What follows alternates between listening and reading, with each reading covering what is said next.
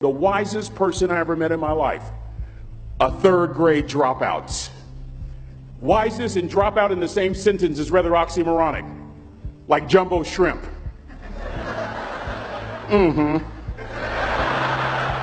Like fun run, ain't nothing fun about it. Like Microsoft Works, y'all don't hear me. I used to say like country music, but I've lived in Texas so long, I love country music now. I hunt, I fish, I have cowboy boots and cowboy. Y'all, I'm a black neck redneck. Do you hear what I'm saying to you? No longer oxymoronic for me to say country music. And it's not oxymoronic for me to say third grade and dropout.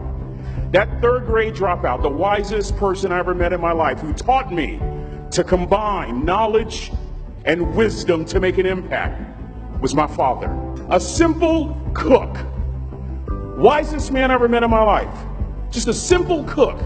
Left school in the third grade to help out on the family farm, but just because he left school doesn't mean his education stopped. Mark Twain once said, "I've never allowed my schooling to get in the way of my education."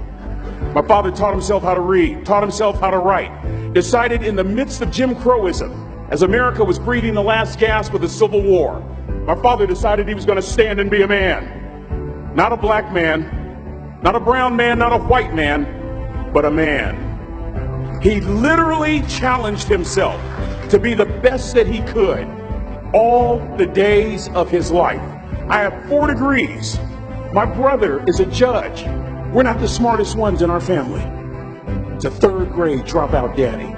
A third grade dropout daddy who was quoting Michelangelo, saying to us, "Boys, I won't have a problem if you aim high and miss, but I'm going to have a real issue if you aim low and hit." A country mother quoting Henry Ford, saying, "If you think you can or if you think you can't, you're right." I learned that from a third grade drop. Simple lessons. Lessons like these. Son, you'd rather be an hour early than a minute late. We never knew what time it was at my house because the clocks were always ahead. My mother said for nearly 30 years my father left the house at 3:45 in the morning. One day she asked him, "Why, Daddy?" He said, "Maybe one of my boys will catch me in the act of excellence." I want to share 2 things with you. Aristotle said, "You are what you repeatedly do." Therefore, excellence ought to be a habit, not an act. Don't ever forget that. I know you're tough, but always remember to be kind. Always. Don't ever forget that. Never embarrass mama. Yeah. If mama ain't happy, ain't nobody happy. If daddy ain't happy, don't nobody care. But you know, I'm trying to tell you. Next lesson. Lesson from a cook over there in the galley. Son, make sure your servant's towel is bigger than your ego. Ego is the anesthesia that deadens the pain of stupidity. Y'all might have a relative in mind you want to send that to. Let me say it again. Ego is the anesthesia that deadens the pain of stupidity. Pride is the burden of a foolish person. John Wooden coached basketball at UCLA for a living, but his calling was to impact people. And with all those national championships, guess what he was found doing in the middle of the week? Going into the cupboard, grabbing a broom, and sweeping his own gym floor. You want to make an impact? Find your broom. Every day of your life, you find your broom. You grow your influence that way. That way you're attracting people so that you can impact them. Final lesson. Son, if you're going to do a job, do it right. I've always been told how average I can be. Always been criticized about being average. But I want to tell you something. I stand here before you, before all of these people, not listening to those words, but telling myself every single day to shoot for the stars, to be the best that I can be. Good enough isn't good enough if it can be better, and better isn't good enough if it can be best. Let me close with a very personal story that I think will bring all this into focus. Wisdom will come to you in the unlikeliest of sources, a lot of times through failure. When you hit rock bottom, remember this. While you're struggling, rock bottom can also be a great foundation on which to build and on which to grow. I'm not worried that you'll be successful. I'm worried that you won't fail from time to time.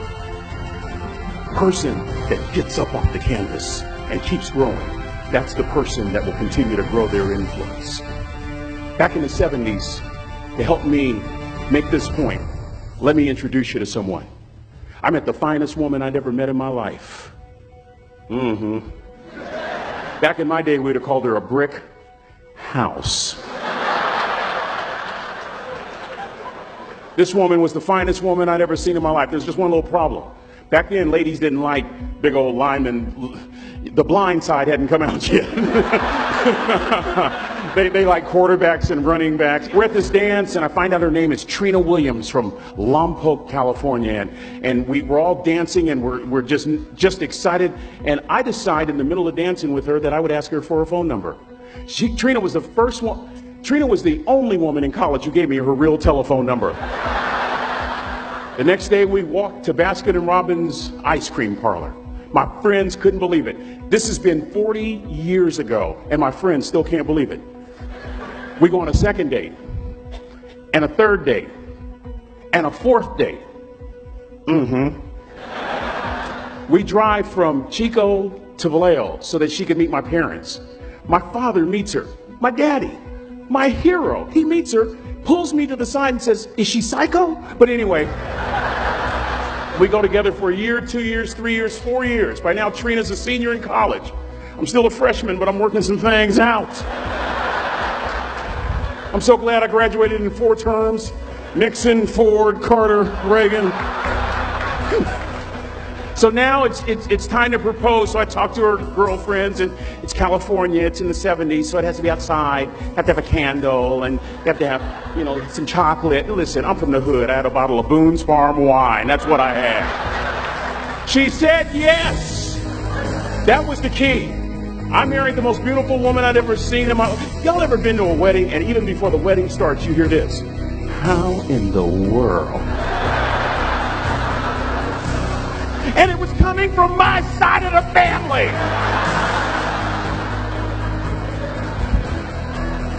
We get married, we have a few children, our lives are great.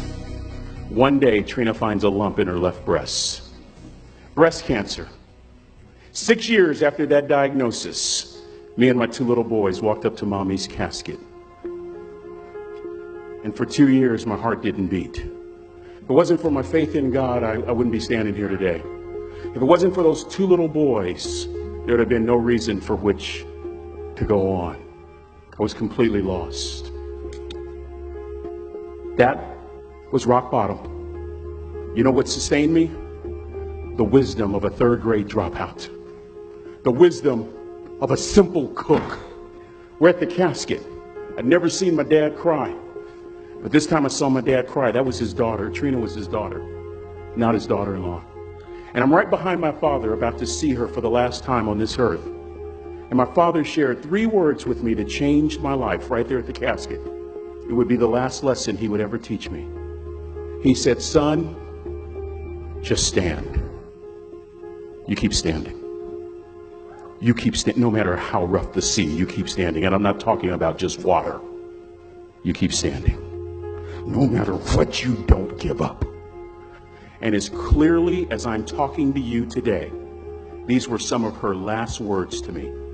She looked me in the eye and she said, "It doesn't matter to me any longer how long I live. What matters to me most is how I live." I ask y'all one question, a question that I was asked all my life by a 3rd grade dropout. How you living? How you living? Every day ask yourself that question, how you living? Here's what a cook would suggest you to live this way. That you would not judge, that you would show up early, that you'd be kind, that you'd make sure that that servant's towel is huge and used, that if you're going to do something, you do it the right way. That cook would tell you this, that it's never wrong to do the right thing, that how you do anything is how you do everything. And in that way, you will grow your influence to make an impact. In that way, you will honor all those who have gone before you, who have invested in you. Look in those unlikeliest places for wisdom. Enhance your life every day by seeking that wisdom and asking yourself every night, how am I living? May God richly bless y'all. Thank you for having me.